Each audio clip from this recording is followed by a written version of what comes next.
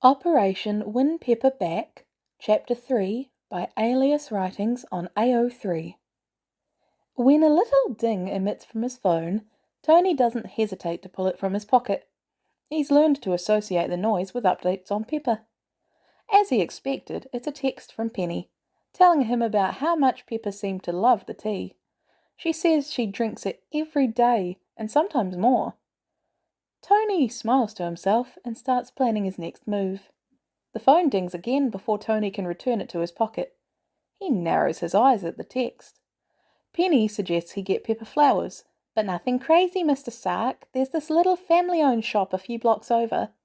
And fluffy socks, of all things. Tony thinks Penny can read his skepticism through the phone, because another message follows soon after her last. It simply reads, "It's the small things." Tony hums, satisfied, and continues on his way. 30 minutes later, he gets another text. Her favourite colour is blue. He doesn't tell Penny that that's something he already knows. The flower shop Penny mentioned is small, but they clearly do well for themselves. Tony, per Penny's suggestion, goes to buy the flowers in person. He settles for a small bouquet and something with blue in it. He doesn't even get a vase. Penny should approve. He waits until Pepper is out and the assistant is gone.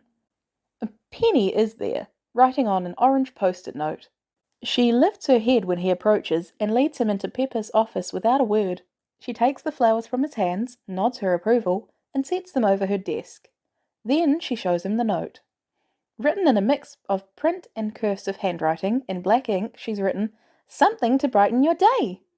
"You've got better handwriting than me, kid." Her lips tick upwards, and she sticks it to the paper wrapped around the flowers silently. Tony narrows his eyes, but waits until they're out of the office to speak up. "You okay, kid?" Penny lifts her eyebrows and turns to look at him, but she doesn't hold his eyes for long. "Yeah, all good. The flowers are great. I'll let you know what she thinks of them. She should be back soon." "Thanks, kid. See you around, yeah?" "Yeah." Tony glances back as he moves away. Penny has sat at the assistant's desk and lowered her head. He hums quietly to himself and continues on. He doesn't want Pepper to catch him hanging around. He doesn't question Penny's suggestion of the fluffy socks. The little things, she said. And he's seen the shoes Pepper wears. Modern-day torture devices, if you ask him. If he had to put up with those things all day, he'd want some nice socks too. It's weird, though. He doesn't think he's ever bought anyone but himself socks before. Or maybe that's not weird? Are socks a common gift item? He's not sure. But he decides to get Penny's opinion on which to get. She'll have more insight than he will, and she's the one who suggested them in the first place. And if he catches a glimpse of Pepper while he's talking to her, all the more reason. He doesn't bother texting before he heads down, and when he gets there, he thinks maybe he should have.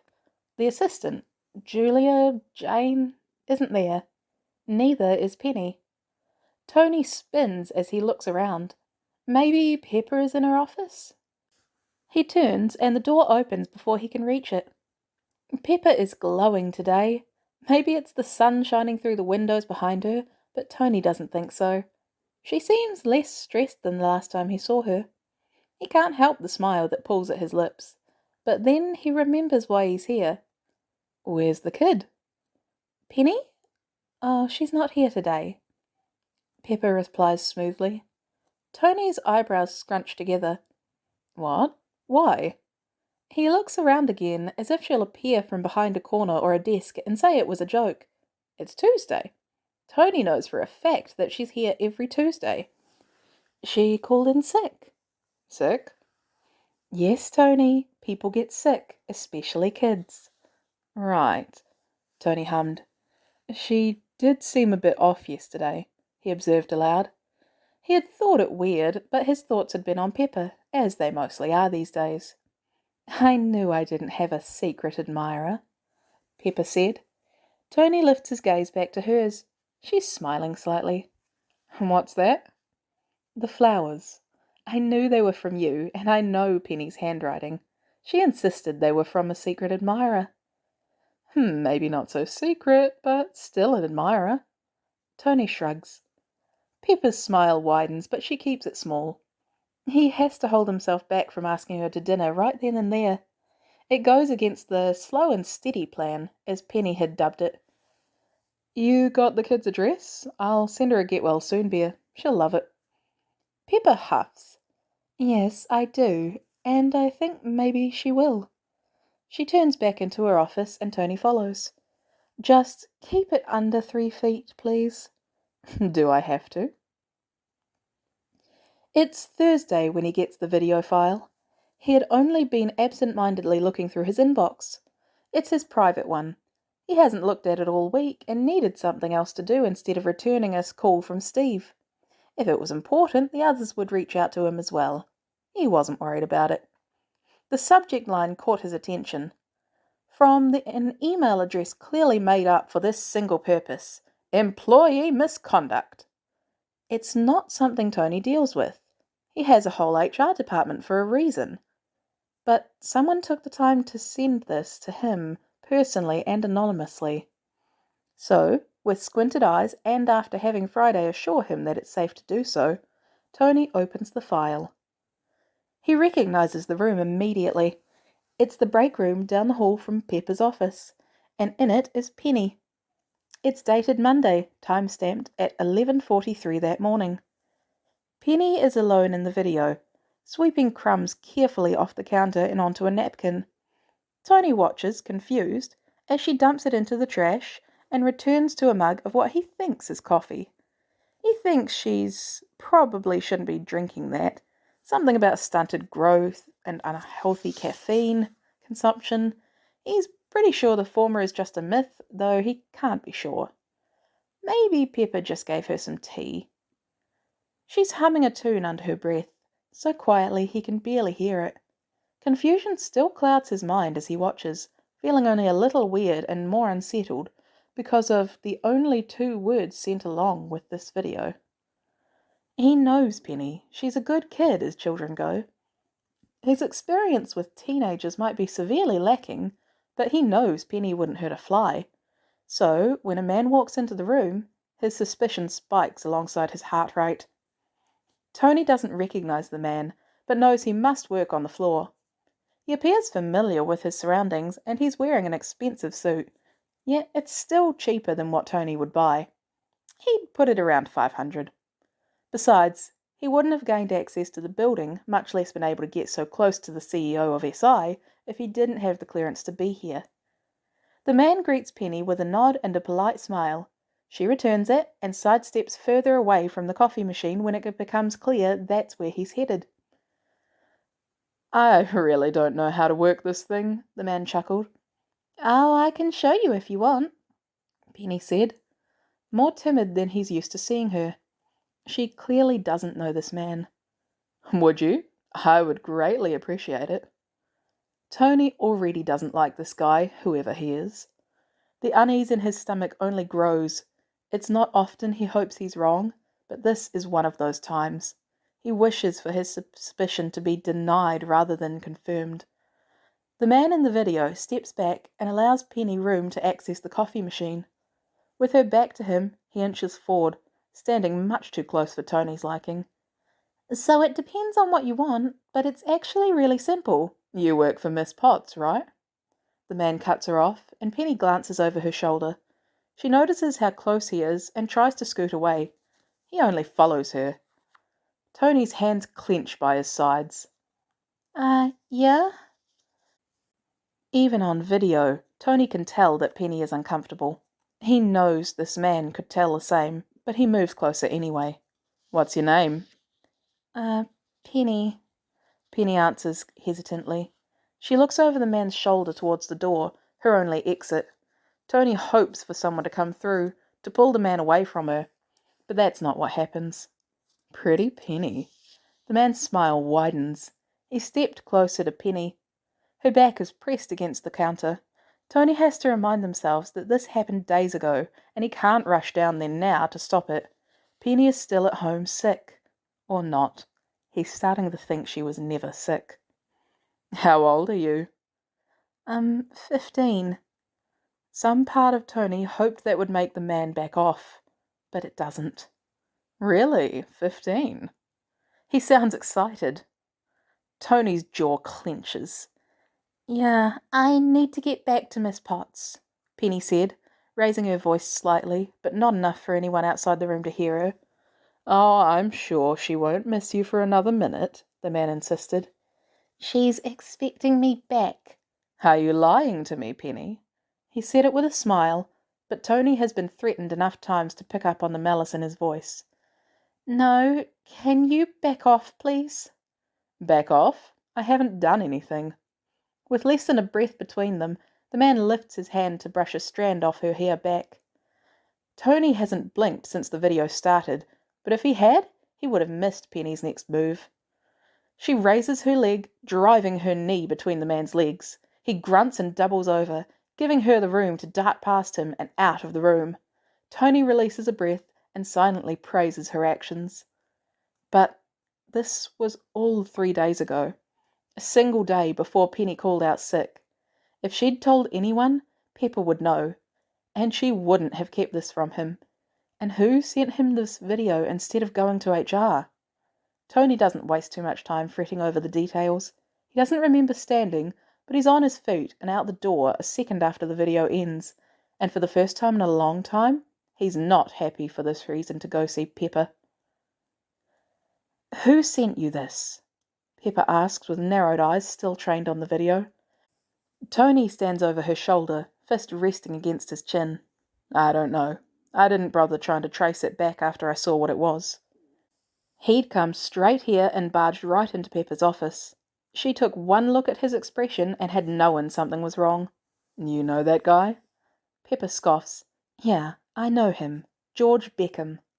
And she didn't mention this. You think he'd still be here if she had?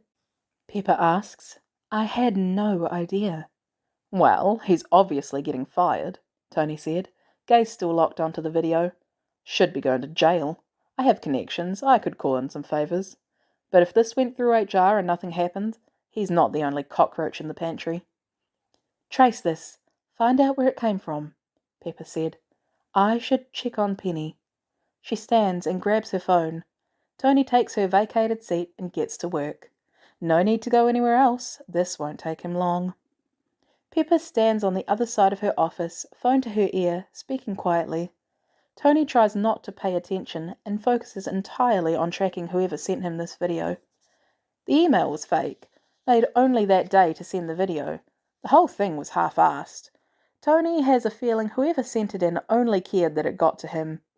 It doesn't take long to trace it to the very computer that sent the email. Pepper hangs up the phone, mumbles something to herself, and rejoins Tony. Did you find it? Yeah, he said. Karina Kennedy. Works in IT. She wasn't trying very hard to hide that she sent it. She used her company computer. A 5-year-old knows that's a bad idea if you don't want to be tracked. She's here today? Yep. I've already sent Happy to bring her up. Tony didn't tell his head of security why he needed to see Kennedy. He hopes Happy doesn't cause too much of a scene. How's the kid? I spoke to her aunt. She said she would speak to her. Yeah, Tony mumbled. He doesn't know what else to say about it. He's much better at firing people than comforting teenagers. When Happy arrives with Kennedy, Pepper's assistant lets them both in. The young woman hides her nerves well and takes a seat across the desk when Pepper gestures for her to do so. Happy leaves the room when Tony waves him away with a quick thanks. Before Pepper can say anything, Tony spins the screen around to show Kennedy the paused video. There's no surprise in her eyes, and she presses her lips into a thin line. You sent me that. Didn't try to hide it too well besides the fake email. I'm not sure why you even bothered with that. You would have known I'd be able to track it either way. Yes, Kennedy nodded. At first, I was going to try harder to hide it, but I figured there was no point. Why did you send the video to Mr. Stark? Pepper asked. I figured if anyone could or would do something, it would be him. Where'd you get the video? Why not go to HR? We did, Kennedy said. Someone in security came across the video. I didn't ask how. He took it to HR and they didn't do anything. So he brought it to me and he didn't feel like going back and forth, not with the kid involved. So he brought it to you and you sent it to me? I like to think I work for a company whose owner wouldn't let something like this go without consequence, she said, raising her chin as if daring them to go against her. Tony had thought he didn't have to worry about this happening in his company either, that his employees weren't scumbags, and if they were, the department that was supposed to deal with them actually would. Apparently, he was wrong. Who brought the video to you? Pepper asks. Kennedy looks between them hesitantly. They're not in trouble, but we need to know who in HR decided that a young girl being harassed was something to be ignored. Kennedy sighs. Lionel Newman, a security guard. Thank you, Miss Kennedy. You're free to go. Tony dismisses her with a wave. She hesitates again when she stands, but once she's on her feet, she rushes from the room. Happy, having been standing outside, enters behind her. What was that about? Just playing a little detective, Hap. Nothing to worry about, Tony said. You know a Lionel Newman? Yeah, why? Good employee? You trust him? Yeah, I hired him myself. What's this about? We need to talk to him. Mind bringing him up? Happy clearly wants to question Tony more, but he doesn't. He glances at Pepper, who offers up no information, and nods. Sure thing, boss. Happy makes haste and is back in under 10 minutes. Tony and Pepper sat in contemplative silence until the door opened once more. Lionel Newman is similar to Happy in height and stature. He carries himself with confidence and greets both him and Pepper politely, not sitting until Pepper asks him to do so. We just got done talking to a friend of yours, Tony said. Karina Kennedy. You brought a video to her and had her send it to me. Why? You saw it, or I wouldn't be here, Newman said. I came across it Tuesday and took it straight to HR. They said they'd get on it, but Wednesday, when I checked in, nothing had happened. They said there wasn't enough there to go on. He scoffed. I've seen this before, people covering shit like this up. I wasn't just going to let it go, so I did what I thought would get taken care of. I could have given it to Hogan, had him get it to you, Newman continued. Could have had Karina send it to you, Miss Potts, but I figured this would get the fastest results. I know Penny, he said, voice significantly softer than before. I see her when she comes in every day. She's a good kid. I have a daughter a little younger than her. I wasn't going to sit by and let this bastard get away with that. He points at the screen that's still turned towards him. If he does, I think we all know what it could escalate to. Thank you for looking out for her, Pepper said. Tony glances at her. He knows Newman can't hear the underlying guilt in her tone, but he can. I appreciate it. Who's the HR rep you took the video to? Tony asks. Tyler Ward. Thank you for your time, Mr. Newman. Tony reaches out to shake the man's hand. We'll handle it from here, don't worry, Pepper assures him on his way out. Happy, still standing outside the door, raises his eyebrows in question at the both of them. Tony raises a hand to grasp onto his shoulder. Feel like escorting some soon-to-be ex-employees out the door? They'll most likely be disgruntled. Tony hasn't had as much fun as he did firing George Beckham and Tyler Ward in a long time. He was right when he said they would be upset, and Happy had to walk both of them out. Tony enlisted the help of Lionel Newman as well, just in case Happy needed backup. Turns out Tyler and George are good buddies, so when Newman brought him the file and he saw his friend was the one on it, he decided to bury it and hoped the security guard wouldn't follow up. Too bad for him, Lionel isn't that kind of guy. Well, that was an eventful day. Tony rubs his hands together and looks at Pepper. Despite the circumstances, it was nice working with her again. They felt like a team. You hungry? Pepper smiles at him, but he knows her answer even before she says it. I'm going to go see Penny. I think I should talk to her. Tell her about what happened today. Right. Tony hadn't had that much of an appetite anyway. Want some backup? Thank you, Tony, for everything you've done today, but I think it's best that I go alone. Right, well, maybe take Happy with you. Make him stay in the car, of course. Of course. Instead of walking past him, Pepper stops and rests her hand on his cheek. Tony does his best not to lean into the touch, to not show how much the simple action means to him. He's like a teenage boy all over again, getting butterflies in his stomach because the girl he likes is standing close to him. Good night, Tony. Good night, Pep. Her hand slides from his cheek. He tries not to mourn the loss for long, and watches her go. He sighs quietly and leaves shortly after. Tony spends that night going over ways he could legally, and maybe less than legally, ruin George Beckham's life. He's a powerful man with a lot of money, and not to mention an Avenger. He's capable of doing a lot. He looks into old records for any complaints filed against Beckham, but finds none.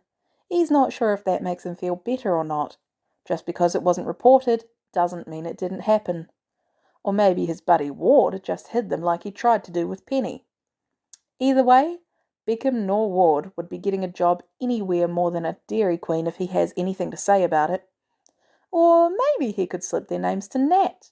She would do something about it, but no, that wouldn't be very ethical. No. Maybe he shouldn't, right? No, he won't. Yet. Tony weighs his phone in his hand, debating. He still hadn't gotten those socks for Pepper. He still wants to get Penny's opinion, but now doesn't seem like the right time. He thinks about asking Friday for advice, but knows he'll only receive sass in return. His own fault for designing her that way. He opens Pepper's contact and sends a simple message. How's the kid? The phone goes face down on the table right after. He tells himself he's not going to wait around for a response. He'll get some work done. But then his phone buzzes and he snatches it up. She's okay. I told her not to come back until next week at least. I figured she spends too much time here anyway.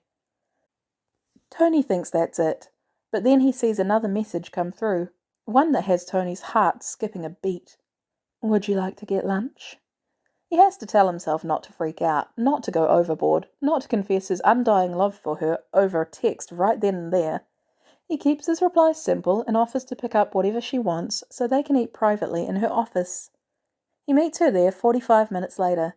He smiles at Janet on his way past, bags of food held tightly in one hand. She doesn't try to stop him, but she doesn't return his smile and regards him with narrowed eyes.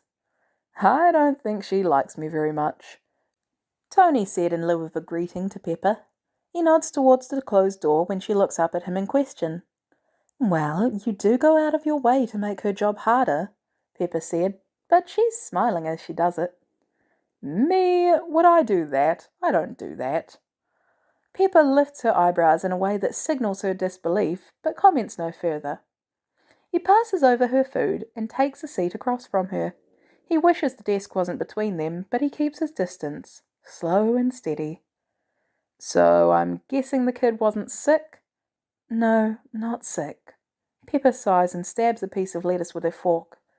She just felt bad about the whole thing. She thought she had done something wrong. Pepper chuckles, but there's no humour behind it. Can you believe that? She gets harassed and thinks she's the one in the wrong.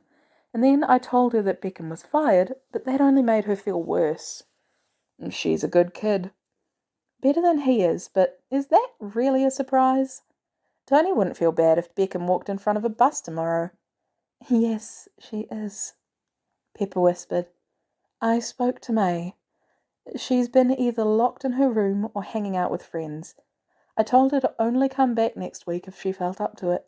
I figured she deserved a break anyway. She promised she'd be back Monday. I kind of miss the kid, Tony said, and he finds he's not lying. It's not some ploy to get Pepper back on his good side. It's just the truth. He shoves the next bite of salad, he got what Pepper got, easier that way, into his mouth before he can say anything else sappy. But Pepper's smile has gone soft, and she's looking at him in that way that makes him feel like he's worth something. Thank you, Tony, for looking out for her. I really appreciate it. Like I said, she's a good kid. Tony knows it wouldn't matter who had been in that position, an adult, an employee he didn't know, or a stranger off the street. He would have done the same thing. Iron Man or not, he's not the type to sit by and let someone get bullied or harassed. I'm glad you think so, because I had an idea. Is this an idea I should be worried about? I guess that's up to you. Pepper smiles, but it's not like the soft smile she gave him before. Tony knows this as her scheming smile. You offered Penny an internship after this one ends. I hope you haven't changed your mind. Of course not. Well, good. I was thinking, why not start early? 1 day a week that she's here, instead of interning for me, she works with you. Tony can do nothing more than hum. She's testing him, and he's determined to pass. I think it would be good to help get her acclimated, so she knows what to expect. Yeah, sounds great. Tony nods without hesitation. I'll take Wednesdays? Perfect. Pepper smiles, and Tony gives himself an A+.